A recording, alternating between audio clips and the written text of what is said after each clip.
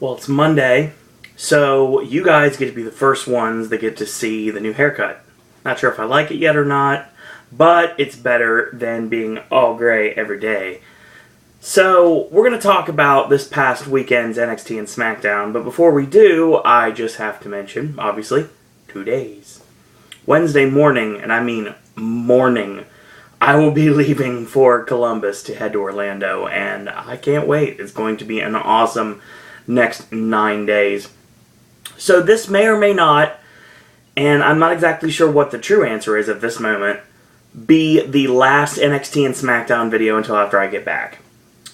Next week, I will be super busy with Reunion, and the week after is the live NXT TakeOver, Our Evolution, from Full Sail University, that, unless anything happens to change it at the very last minute, I will be attending. So, let's talk about NXT, shall we, to start us off? We start off with Tyler Breeze, which we haven't seen for quite a while, and he's facing off against the man with no music, and apparently the man with no motivation, and that's Marcus Louis. Ever since he got his head shaved and his eyebrows shaved, he's kind of been a man without an island, basically. And he comes out with a towel on his head. He's extremely embarrassed. And of course, Tyler Breeze immediately calls him like the Uggo of all Uggos and says that he does not plan to be the Precious to Marcus Louis' Gollum, which I thought was really funny. So he berates him left and right, be a star, Tyler Breeze, and then he says, "You're a freak, no one will ever love you," and this allows for him to hit the beauty shot because while this is going on, the bell already sounded, and that's pretty much the only spot of the match. Beauty shot, 1, 2, 3, match over. After the match is over, they went to commercial break. When they came back from commercial break, we saw what happened during the commercial break. And that was Marcus Louis walking dejected in almost a trance-like state all the way through the back and through the front doors of Full Sail University itself, like walking out onto campus, and that was the end of that. So I have no idea what's going to happen there. He throws a Johnny tantrum, and he howls. I don't know if they're going to turn him into a monster. I think he looks like a soccer hooligan. He looks kind of like a Vinnie Jones creation from a movie that Vinnie Jones would do. But I don't think that's the direction they're going with him. I think that they're probably just going to make him like an evil, sadistic monster. I don't have a problem with that, but there's a lot of evil, sadistic monsters in wrestling right now, so it'd probably just add to it. We get our next match. It is Carmella, of course, with the very, very popular Enzo Amore and Big Cass, Colin Cassidy, accompanying her to ringside. And they bring out her opponent, which, of course, is Old Blue Pants, Leva Bates from the Team 3D training school. And she comes out in her second match against Carmella. So, one thing I will state right now, Carmella's alright. She's like, I like her finish. Her finish is nice. It's unique. But she's okay. I mean, nothing really wows me about Carmella. But I gotta say that she comes out to the biggest Iggy Azalea ripoff ever. It's fancy. It's fancy almost down to a T instead of fancy. It's fabulous. So yeah, even spelling it out like Fergie style. So yeah. This match was real short, and it was funny before the match started when Old Blue Pants comes out. Big Cass was singing the Price is Right theme as she was coming on down that aisle.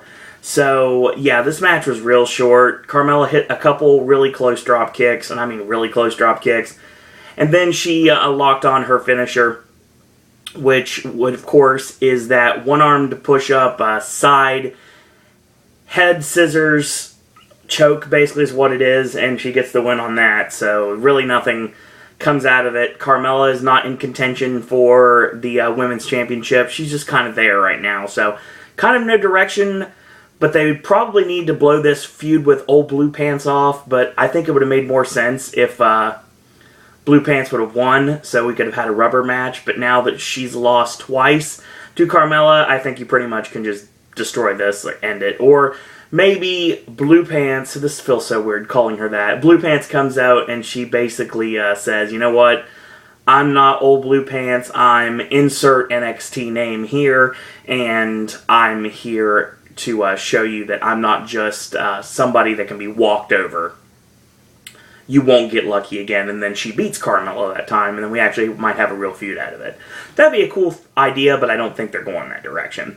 We get Finn Balor in the back, and he says that he's here to make an impact, and he says that, obviously, Tyson Kidd talking about the future, well, Finn has news for him, the future is now. He says he's going to send Brett himself a DVD of the match tonight. Not the greatest promo, but he'll grow into it, trust me, I have no issues with that. We got our next match. It is your NXT Tag Team Champions Kalisto and Sin Cara, the Lucha Dragons, taking on Jason Jordan and Ty Dillinger. And I like this team. I think that Jason Jordan and Darren Young have about the same situation. When they shaved their heads off, they became a lot more like violent. I like that. I like that a lot. I think Ty Dillinger is a good wrestler. I did appreciate the Charlie Haas chants. Those were kind of cool. So this match was short as well, and it ended with the finisher from Kalisto, the SDS, the Salida del Sol, or the Misty Flip, or the SDS also being funny that it was his independent name when he was Samurai del Sol. So yeah, he gets the win off of that, and that's the end of that match. Good back and forth match for what it was, and it was alright. It was basically just to build up the Lucha Dragons for their title defense against the Vaudevillains coming up at TakeOver. So, then we get a promo from Kevin Owens, and he says, I fought tooth and nail for 14 years to get to the WWE. Now that I'm here, I'll fight anyone and everyone because that's what I do best.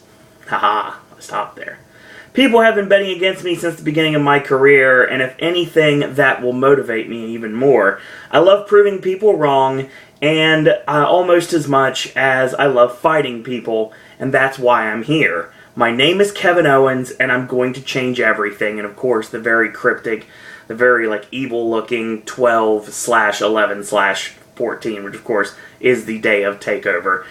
Kevin Owens is going to make an impact right away. I guarantee he does. I've been saying for weeks that I think it makes perfect sense that he comes out after Sami Zayn finally wins the NXT Championship, and he says, you know what, you know why I'm here, and you have to understand that you know you can't beat me, and soon these people will know you can't beat me, and the NXT Championship is all that matters, and why not get some revenge while I'm at it? So something, obviously not that wordy, but basically stating that you know who I am, but you don't know why I'm here, the Scott Hall thing, completely changed around, basically saying, you know exactly who I am, I know who you are, we've been in the ring a time or two, and this time you've got something that I want, and the only way to be somebody in NXT is to have the championship that's around your waist, so I'm gunning for you. And we get a stare down or an attack or something like that, and it'll be awesome. A couple other people that I've chatted with lately basically tell me that it would be a good idea. Ashley actually brought it up, that Owens costs Sami Zayn the championship. Zayn leaves NXT, and that's what brings him to the main roster of WWE. That makes perfect sense. But I really think it's time to get the title off Neville, and I think that this is the way to do it, and then we'll feud Zayn and Kevin Owens for quite a while. I know they can go at least several months, if not longer. Because the next NXT, I would guess the next NXT taping, where there is a 2-hour live taping on the network, will probably be sometime in the beginning, towards the middle of 2015. This is obviously the last big show of 2014. So I think that we've got a couple of months, we'll get a new show, and then we'll see where that goes from there. So it should be really fun. I'm very excited to see how Kevin Owens makes a splash in NXT. So Charlotte's not here tonight, and she basically told Bayley to stay away from Sasha Banks and Becky Lynch, and Bayley's going to come out anyway. She comes out, and I realize that I like Bayley's old music a lot better, but this new music kind of reminds me of Good Time by Owl City, featuring Carly Rae Jepsen, you know, the one that did Call Me Maybe. CFO, you really love top 40 music and ripping it off, and I understand that. So Bayley comes out with, of course, the arm flailing in inflatable tube men by the entrance ramp, as always. She comes out and she basically says that Sasha and Becky are bullies, and she's not going to put up with it any longer. Her mom told her a long time ago that if you encounter a bully, you deal with it, and they're just cowards. Well, this brings out Becky and Sasha to the ring. They basically jump Bayley, and the only thing they really did of note was they kicked her in the back of the kneecaps, or left her laying there. Referees broke it up, and that was the end of that. So, of course, as my nose itches, we are building towards the battle between the former BFFs, Sasha Banks and Charlotte, coming up at TakeOver on December 11th. So, yeah, we are 10 days at this moment away from NXT TakeOver, our Evolution, which is perfect because R is kind of like the Nexus N with the Evolution, since it's like R Revolution base or OU Revolution. Yeah, I think it's going to be an awesome show, honestly. So Tyson Kidd is basically talking to Natalya in the back, and when asked about why they lost the tag team match last week, he pretty much threw Justin Gabriel under the bus. And he says there's a new hitman in town, and Finn Balor may have the hype, but he'll never live up to the hype that is in front of him right now. He's not as good as everyone says he is, and he says tonight he will prove it to everyone. And then, of course, he talks to Natty, says he needs to FaceTime with the cats. Okay, gotta love the cats. That's for a shout-out to the Trey and Adam show. Anyway, yeah, that was interesting. I like the Tyson Kidd, that he's on television all the time now. He's actually on the Smackdown. I'm pretty sure he'll be on Raw tonight, if I had to guess. We get a really awesome silent film, Vaudevillains Pictures production. Really hilarious. So, the Lucha Dragons are robbing a bank with dynamite, so they have to run to the rescue. So the titles are in jeopardy, and we see a training montage, and of course you have Aiden English doing jumping jacks. Simon Gotch is fist fighting a bear, which is awesome in every way possible.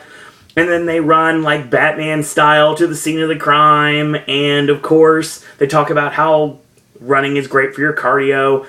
The Lucha Loompas, not the Lucha Dragons, the Lucha Loompas from last week, are basically there trying to press the TNT like it's a Warner Brothers cartoon. The Vaudevillains sneak up behind him. All of a sudden you see a big explosion, and they're standing there holding the NXT Tag Team Championships with both of the Lucha Loompas with X's over their eyes. Their arms are crossed, and we're guessing that they're dead. I guess that they killed them. They exploded them, so I'm going to guess so. And the line goes, thwarting evil is dynamite and well rewarded, because obviously they saved the day and they're now the champions at the end. So yeah, I really like the disclaimer at the end saying no Lucha Loompas or no Lucha Dragons were harmed in the making of this, but at TakeOver the Vaudevillains will not promise as such. I love this. I really think this is the chance to get Aiden English and Simon Gotch the NXT Tag Team Championships, and I do think that's the direction we're going, given the fact that it shows every single sign that Finn Balor and Hideo Itami are going to be the next challengers for the NXT Tag Team Championships. And unless you want to do face versus face, it makes sense to put the titles on a heel team. And the Vaudevillains are one of the best teams in NXT without a doubt, and I really think that that's the direction we're going to go, and I think that's the right direction to go. It has made the announcement officially for some of the matches at TakeOver, our Evolution. The Vaudevillains taking on the Lucha Dragons for the NXT Tag Team Championships. We have Charlotte defending the Women's Championship against her former BFF partner Sasha Banks. And also the main event where Sami Zayn puts his NXT career on the line against the NXT Championship currently held by Adrian Neville. It is announced before the start of the next match that Hideo Itami and Finn Balor will face off against Victor and Connor of the Ascension. And you're also probably going to see some more matches that are going to be announced later on. I say Tyler Breeze is probably on the show. You're going to see Kevin Owens' official in-ring debut. I'm CJ Parker. I'm looking at you, sir. And probably either a collision between Baron Corbin and Bull Dempsey or another tease at a collision between Corbin and Dempsey, because they've been building it and building it and building it. and they really need to deliver with this. And I'm going to guess you're going to see Tyson Kidd as well, because obviously he's being built up quite well in NXT. I think you have Tyson Kidd in ring as well. I think that'd be a pretty good match, regardless who you put him against. Maybe you have him put him against Justin Gabriel. Do a battle between the former International Airstrike. Since Tyson threw Justin under the bus, how about you do a singles match between the two? And I think that would be fun to watch. So yeah, that, and I'm just saying that because I'm going to be there live. I'm saying that because I think it'd be a really good match, good undercard match for TakeOver Our Evolution. Speaking of our main event time, Finn Balor in his first singles match in NXT, taking on Tyson Kidd. This match was really good. We pick it up from the midpoint, and Balor charges in, and Tyson counters with drop toe hold to the top, middle, or bottom turnbuckle. This time it's the bottom. Usually I've seen it in the top, rarely. Normally it's the middle buckle. This time, in even more rare, it was the bottom buckle, which was super awesome. Slingshot leg drop from outside in and gets a 2 off of that. Tyson goes for the springboard elbow drop. Finn gets the knees up, and he comes off the ropes. Field goal kick right between the uprights, right between the eyes. And he goes up top. He's going for the double foot stomp. The Ascension hit the ring. Calls for the DQ. They hit the yaw stomp. Hideo Itami runs out. And of course, the referees try to separate the 4 of them. That's not going to happen. The locker room empties, and you see a lot of names that you don't really see on television very often. Plus, I saw Enzo Amore was one of them. You can tell by the hair. And they basically tried to separate the 4 of them from destroying each other before the event. And that was the end of NXT. The show was good. It's building, and squash matches may not do much to build, but there's a lot of interesting questions to ask. Like, Marcus Louis, he's lost his freaking mind. So it's going to be interesting to see where we go with this. Tyler Breeze doesn't really have a direction right now, so hopefully they give him some sort of a program, someone to work with. Now, if you turn Tyler Breeze babyface, I could work him with Tyson Kidd. I'd like to see that. But Tyler Breeze doesn't really have a reason to go babyface unless Tyson Kidd just makes an example out of him, and then you do it that way. Because I don't see Breeze being the type to make a save for someone, not in this version of his character, so I don't think that's going to happen. I think there is money to be made with Old Blue Pants and Carmella, with Old Blue Pants actually winning and saying, I'm not Old Blue Pants, I have a name, and my name is insert NXT name. I think you do something with that. Enzo and Big Cass over like Rover, as always. I would think that they will be a part of TakeOver as well. Maybe a tag match against maybe the Mechanics, maybe a rematch with the Mechanics potentially. Maybe not. Who knows at this point. Lucha Dragons having an okay match against Jason Jordan and Ty Dillinger. Maybe, yeah, there you go. Dillinger and Jordan would be a good match against Big Cass and Enzo Amore. I think that'd be a good idea. Lucha Dragons having a good showcase match, basically setting up for their match against the Vaudevillains. The Vaudevillains had a great promo, really hilarious promo actually, done silent film style as only they can. And I love the Kevin Owens introduction promo. That was really cool. Nice vignette to introduce the crowd to him. Bayley basically trying to fight the bullies, and she had no one to save her. So they got one over on her, but Charlotte will be back next week, and there will be hell to pay, obviously. So Tyson throws Justin Gabriel under the bus and says basically Gabriel is the reason that they lost the tag match last week. But Finn Balor's all talk, and no one will ever be able to live up to the hype that he has right now, and he basically said he's the new Hitman, and that's a fact. So, Finn Balor and Tyson Kidd, a good main event, very enjoyable main event. That's pretty much the only wrestling match from NXT I'd recommend on this show. And no, I'll take that back. The tag match was good. I mean, Lucha Dragons against Jordan and Dillinger was good. It wasn't great, it was good, so it was fine. NXT basically just building towards TakeOver in 10 days, so business as usual. I've seen better NXTs, I've seen worse. Speaking of worse, let's talk SmackDown. So The Miz comes out with Damian Sandow, of course. Miz TV with The Big Show. Big Show's biggest mistake, pun not intended, was teaming with John Cena. And here comes Daniel Bryan. And Daniel Bryan is going to be running this show like he did Raw. He says that there are some matches that are going to happen tonight. Ryback and Seth Rollins, and Luke Harper and Dolph Ziggler for the Intercontinental Championship. And because, of course, he didn't do the national anthem, he is being forced to make Rusev defend the United States Championship in a Battle Royal.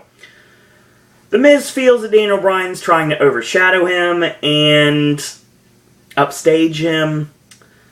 Brian says, no, that's pretty much what Sandow's for, and Brian puts all three of them in the Battle Royal. Eric Rowan's put in the Battle Royal as well. He has a stare down with the Big Show, and that's next. So we come back to commercial break. The Usos come out in the final introduction of Rusev. So we start off the show with what I like to call Rusev versus the World for the United States Championship in a Battle Royal. Excuse me. Big Show tosses Justin Gabriel. Then Sin Cara. Eric Rowan tosses Heath Slater. And Cesaro tosses Curtis Axel, who we haven't seen in a minute. The Matadors end up tossing Adam Rose. Well, the Big Show eliminates both Matadors by themselves, and Eric Rowan eliminates the Big Show. Rusev tosses Eric Rowan, and we come back commercial break, and Goldust and Stardust eliminate The Miz, and because The Miz got eliminated, Sandow eliminates himself. Jack Swagger eliminates Goldust and Stardust at the same time, and then Titus O'Neil eliminates Jimmy Uso. Jay eliminates Titus O'Neil, and Tyson eliminates Jay Uso. Tyson low bridges Cesaro, but Cesaro hangs on. So we got our final four. Rusev, Tyson Kidd, Cesaro, and Jack Swagger. So Swagger eliminates Tyson Kidd. Cesaro tosses Rusev. His foot almost touches the bottom of the floor, but no. Swagger ends up backdropping his former Real Americans partner over the top to eliminate Cesaro, and the second he throws him over, he eats the Muay Thai kick and gets eliminated. Rusev, fighting insurmountable odds, retains the United States Championship. Good. Makes sense he would retain the championship since he was basically bullied into defending the championship. If he did not succumb to the want to make him say, sometimes you just kind of get so flustered you forget what you're trying to say. Let me explain. Let me start over again. So Rusev wins, and he was basically forced to try to denounce his own country and, against his will, say the national anthem, or in this case the Pledge of Allegiance, of a country that he does not live in, he does not appreciate, and that has already treated him like garbage. So yeah, this is kind of bullying here. I don't know why there's so much bullying on WWE. Be a star. So Kane is now working the merch table, wearing a Ryback shirt, which is funny. Santino shows up to try to order something, and Kane basically forces him to scream. That was into that. Nikki Bella against Emma. This match is real short. Nikki goes for a hammerlock front slam, which was nice. Tosses Emma's shoulder into the buckle. She charges in, and she misses, locked into the dilemma, and for some reason, she slaps her behind. Okay. Nikki turns tail and says, you don't slap me, and she gets slapped in the face. So she charges in, Nikki gets the elbow up, and hits a springboard kick off the middle buckle. The rack attack finishes Emma, and that's the end of that. Well, I'm going to tell you two different ways to start this. Number one, Nikki Bella cuts a promo. And this promo was heavily edited, and I can tell you right now it was heavily edited. Let me explain what I mean by that. So, this is what you heard if you were just watching this on, wherever you watch SmackDown. It's time that everyone heard the real truth about AJ Lee. Yes, we have heard over and over and over and over again your sob story. But you want to know what? I have worked harder. AJ, I want you to take a look at what a real Divas champion looks like. AJ, I want you to know that forever, through these fearless eyes, you will always be that pathetic, manipulating little girl from New Jersey. And then AJ hits the ring, and basically Nikki powders, Brie ends up taking a shot, and that's the end of that. This was edited. There was a lot of things that was left on the cutting room floor. That Nikki actually got some serious praise from a lot of people for saying what she said. This is what you missed. I'm not going to say trashy, classless things like Ms. Lee, because unlike Ms. Lee, I actually care about the kids that sit in this audience. Yes, we have heard over and over about how hard you worked. The biggest difference between you and me is that I don't have to go tell everyone so they like me. And most important, that is what makes me fearless. You want to know why you don't have any friends, AJ? It's because you're so threatened by anyone who doesn't like you. I want you to take a good hard look at what a woman is. A real woman. A classy woman. Yeah. Ouch. The claws have come out. So yeah, that was what was said. Obviously alluding to what AJ said on Raw with talent is not sexually transmitted, which like destroyed the internet for a bit. So yeah, Nikki came off and she cut a nice promo. I mean, it doesn't really come off very well on SmackDown because there really wasn't much to it on SmackDown. But if you heard the full thing, just like I told you a minute ago, it actually works quite well. So yeah, I don't mind this. Nikki is going to be facing off against AJ, I'm guessing, at TLC. And then I say AJ is probably going to be gone from WWE after the first of the year. That's what I'm going to guess right now. I have no idea who's going to feud with Nikki. The only thing you could do at this point is build up, or in this case, rebuild up a Natalya, or rebuild up a Naomi, or even build up an Emma, or build up Charlotte coming to the company when she loses to Sasha Banks at TakeOver, if that does happen. Or you could pull the ultimate swerve, which doesn't really seem like a swerve, in that Brie is basically going to turn again, and Brie and Nikki are going to fight again for the Divas Championship. Yeah, don't care. Don't care.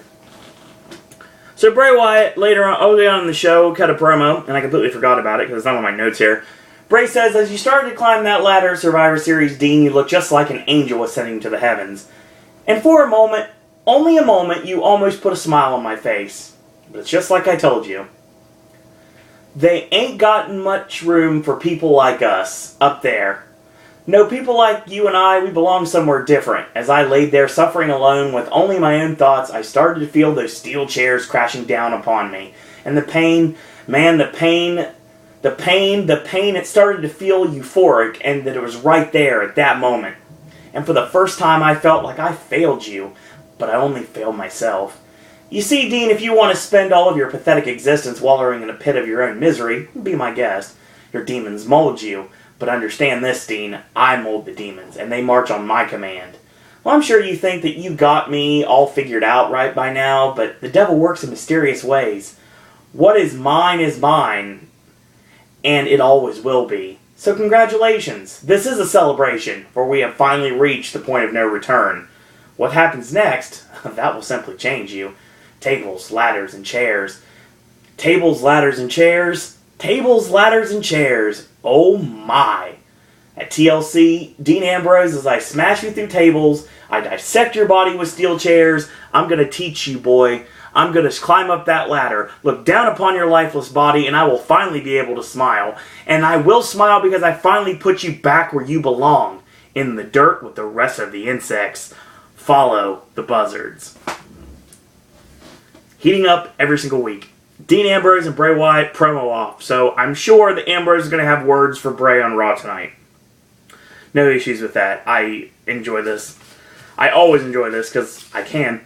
So we get our next match. It is Ryback, or as Daniel Bryan likes to refer to him as the Ryback, taking on Mr. Money in the Bank, Seth Rollins, of course, with J&J Security at ringside. This match picks up real quick. Ryback ends up backdropping Rollins on top of Noble and Mercury, and Ryback tosses him in. Spinebuster, meat hook, goes for the shell shock.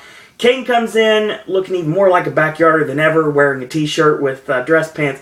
He swings the chair, and he eats the spinebuster. Referee's already called for the DQ. Ryback grabs the chair. Rollins plays tug of war. He gets jerked back into the turnbuckle, and Kane mows him over with a big boot. Rollins hands Kane the chair, and 9 shots to the back. Chokeslam, not on the seat of the chair, not on the back of the chair, but it seemed like the bottom and the legs of the chair, which could be all sorts of dangerous. So we're building towards Daniel Bryan making one more match for TLC, which I don't know how he can make a match for TLC. He's the general manager for Raw and SmackDown for 2 shows. I don't know how he can make pay-per-view matches, but yay, continuity. Gotta love that. Bryan had a blast running the shows, and he makes Ryback and Kane in a chairs match. You gotta have a chairs match TLC, right? Renee Young asks if Daniel Bryan will be back soon. He thinks about it. He looks solemn and he starts chanting, "Yes, so Daniel Bryan returning soon? Who knows?" Goldust and Stardust are mad because they're missing the Cosmic Key, and some very interesting words from Goldust as we end the promo. Goldust says, "Darkness falls on the New Day." So it looks like we're going to get Goldust and Stardust feuding with the New Day. And speaking of the New Day, they're in 6-man tag team action, their official debut on SmackDown. Kofi Kingston, Xavier Woods, and Big E taking on the thrown-together team of Slater Gator, Titus O'Neil, and Heath Slater, as well as the returning Curtis Axel. So yes, this match was short, straight, and to the point. I liked what it was. It ends with Kofi getting tossed over by Big E on Slater Gator and Curtis Axel on the floor. Kofi tosses Heath Slater in. He gets put on the shoulders for the big ending. And while he's going for the big ending, you got Woods on the middle turnbuckle. He dives off. And when the big ending is going down, we get a DDT. So a big ending DDT. I'm going to call it the Revelation. And that's going to be the finish for the New Day. And then they celebrate with everyone, including Michael Cole, JBL, and Tom Phillips. But yeah, quick way to kill this is to get Michael Cole to think he's cool by doing it. Yeah, that's not a good idea. It didn't work for Fandango. It's not going to work here. New Day on Raw tonight. Don't know who they're going to face. Maybe a rematch against these three. I hope not. Raw is the land of SmackDown rematches because most people don't watch SmackDown. Which is a shame because there's a lot of good stuff on SmackDown that most of the die-hard WWE watchers don't get to see. Speaking of that, main event time, Dolph Ziggler taking on the Intercontinental Champion Luke Harper. This match was good, obviously. I really like these two in the ring together. And Harper goes for the chin lock. Dolph jawbreakers out, charges in, Dolph gets the high elbow up, charges in, he misses, and he hits 2 leaping clothesline, charging splash, and of course that goes with the reverse neck breaker, heart stopper elbow, 1-2, and a kick out. Goes for the name dropper, and it gets countered. Dolph sunset flip counters out of it, 1-2, and a kick out. Goes for the exclamation point DDT, connects with the Intercontinental Champion. Harper kicks out at 2, goes for the super kick, gets swatted off. Big boot, which is ducked, and Dolph goes for a modified crucifix roll up, 1-2, and a kick out. Charges in, layout, swing side slam, 1-2, and a kick out. So he goes for the sit out powerbomb, countered by Dolph into the Z Factor, hits the name dropper, 1-2, and Harper kicks out. So Dolph goes up top, gets crotched up by the Intercontinental Champion, a big boot, a sit out powerbomb connects, 1-2, Dolph Ziggler again kicks out. Dolph's momentum carries him to the floor, and Harper throws him over the announce table, and then throws him over the announce table the opposite side, and he basically tosses him in to the apron. Dolph puts the brakes on, super kick, beats the count, back in at 10. Match over, Harper nails Dolph from behind, grabs the Intercontinental Championship, which is funny because he actually was fighting with someone at ringside. He's like, "Give me put that title down, boy." I thought that was funny. And he ends up going for the belt shot. Dolph ducks it, zigzag, and sends the fans home happy. So yeah, official is Dolph winning by countout. If I get more matches between Luke Harper and Dolph Ziggler out of this, I have no qualms with it whatsoever. At this point, regardless who likes this or not, Dolph Ziggler is your top overall babyface. Now granted, John Cena, for all intents and purposes, is the top superstar in the company. Everyone knows this. But he's not the top babyface. That would require him to be liked by everyone. And for him to be cheered by everyone. When Dolph Ziggler comes out, he does not get a mixed reaction. He gets a very solid babyface reaction. And when he pinned Seth Rollins, albeit with the help of Sting at Survivor Series, he got a huge pop. Strike while the iron is hot. Dolph Ziggler needs to be in the main event. Whether you like him or not, you can't deny that he's over, and you can't deny that the crowd want to see him succeed. Whether you're going to let him succeed is anyone's guess, whether the glass ceiling is real or anything like that. But I think if they're going to do anything with Dolph right now, you gotta do it now. With your championship on someone that's not in the company right now, basically. Someone that hasn't been in the company for months, and won't be in the company until at least the end of this month. You really need to start positioning Dolph to be a real challenger to the championship. Now, granted, we're not going to see Dolph Ziggler against Brock Lesnar. I don't think that's going to happen at all. But once you get the title off Lesnar, and I do think it happens before WrestleMania, and I don't think Roman Reigns is coming anywhere near that championship, at least for the time being. Do I think the end game is Roman Reigns and Brock Lesnar at WrestleMania 31? At this point, I don't think anymore. I don't think it is. Apparently, there was going to be a Ryback Triple H match at the Royal Rumble. They've completely soured on it, so it's not going to happen. Triple H and Sting will probably happen at WrestleMania 31, so there will not be any Undertaker-Sting match that I'm aware of that is going to be happening. So, this SmackDown, like I said, it was okay for what it was. I will state that Rusev versus the World, Rusev sticking it to everyone by winning the match with all the odds stacked against him, all the decks stacked against him. He still won anyway. Nikki's promo was really good. I really wish she caught the real one, not the one that was edited for time for SmackDown or content, depending on who you're talking to. Ryback and Rollins was a decent back-and-forth match. I like the debut of the New Day. I think the New Day is going to be a fun gimmick. I think that it could be a really good heel gimmick down the line, kind of like how Adam Rose started out as a babyface and now he's transitioning into a heel. I think that the New Day will be a nice heel stable somewhere down the line. But right now, for the present time, I think the New Day needs to be babyface, at least for a while. I think if you're going to pull the trigger on the New Day as a heel tandem, you got to do it later down the line. You let them get over as faces first. Because it was funny because Xavier Woods came out, he was slapping hands, and you had Kofi Kingston come out, he was snapping hands, and Big E walks right down the middle of it, and he doesn't do jack. So yeah, who knows what we have with that. I enjoyed the main event. The main event was really fun. Dolph Ziggler and Luke Harper, anytime I see these two in the ring, I have no problems with it. Are we going to get a rematch on Raw tonight? Who knows? The return of the anonymous Raw General Manager, which is Hornswoggle. Remember? We don't forget, folks. I know some people do, but we're not forgetting that the anonymous Raw General Manager is Hornswoggle. And who knows what's going to happen tonight on Raw. I know tonight there's going to be a live Stone Cold Steve Austin podcast with Vince McMahon that's going to be airing on the WWE Network after Raw is over, which is when I'm going to be recapping Raw, so I'll have to watch it after the fact. But I'll definitely take notes for you, and I might bring it up later if I have time. Going to be interesting to see where we go with this. Is Dolph Ziggler still going to be on a collision course with the main event? I think that we start the program of Dolph Ziggler and Seth Rollins. I think you do a Dolph and Harper rematch tonight on Raw, and you have Seth Rollins interfere, and that builds up to Rollins and Ziggler at TLC, and I think that's a good direction to go. Is Randy Orton going to return tonight? I mean, I doubt it, but you never know at this point. There's a lot of different questions to be asked, and who knows what's going to happen. And at the end of the night, maybe we'll know the identity of the anonymous Raw General Manager, and it'd be great if it was Johnny Ace. I'd love that so much. It'd be great if it was Wade Barrett. I'd really love that very much. So, like I said before, when I think of order and discipline, I think of decorum. So yeah, Wade Barrett running Raw. I have zero issues with that.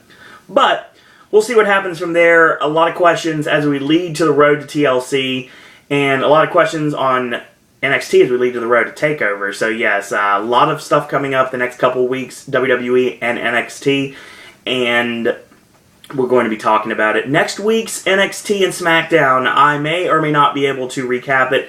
Next week's Raw, I will probably not be recapping because I won't be able to see it in time, and I will be returning to wrestling content after I return. So the day I return, which is the 12th, or more importantly, the 13th, technically. Saturday the 13th. Movie day. Sunday is TLC, which means I'm going to be missing the go-home shows of TakeOver and TLC, which is interesting. But I'll be recapping TLC anyway, so there you go. And on the 15th, I'll be doing Raw, which is the Raw after TLC, and of course that's building towards the start of the Royal Rumble build-up, so that'll be fun. And we'll talk about that later on. So you'll be missing wrestling, but don't worry, there'll be content every single day. If you are enjoying the theme park content from September, you're going to get a lot more this year. Got a lot of stuff up my sleeve. If you're a regular pop viewer, and I know most of you are, I got a lot of Ashley content. I have every Saturday, you got an Ashley video coming at you the next 3 days. And I also have some more information about AJ. We have AJ's movie reviews the next 2 Fridays and brand new verses the next 2 Sundays, like always. So don't worry, Ashley and AJ won't be going anywhere. Even though I'll be in Orlando, they'll still have videos, and I'll have daily content for you guys from theme parks, new sip and snacks, new vlog of randomness. Got a lot of stuff coming here on Pop, so even if you are missing the wrestling content, trust me, it will return. So I'm not going to take a sabbatical and be gone for like months like I did with Impact, but we'll cross that bridge when we get to it. We'll talk Raw tomorrow. Wednesday will be a vlog of randomness live from Orlando. And I don't know what that's going to be yet. Thursday, brand new sip and snack will be also live on location. Who knows what that's going to be. It's going to be a reunion, so I know that much. And we'll go into the rest of the week of Pop. So, as always, if you like these videos, tell your friends about them, leave a comment, do subscribe, help spread the word about Pop. If you haven't yet, click like on our Facebook fan page. Go to Facebook and click like on our Facebook fan page. It's Sir Owen Disney Pop. If you'd like to follow me on Twitter, it's at Sir Owen Disney. If you'd like to send me a friend request via Facebook, it's Owen Disney. And last but certainly not least, you want to send your thoughts, comments, queries, and opinions. You want to talk WWE with me. You want to talk about TLC. You want to talk about my upcoming trip. You want to talk about reunion. You want to have ideas for the vlog of randomness or sip and snack. Or if you'd like to have ideas for verses, you want to become a podcaster yourself, send your content and your questions to SirOwenDisney@gmail.com. So in the meantime, I want to thank you guys and girls out there for watching. And until tomorrow, boys and girls, that's all I got to say about that.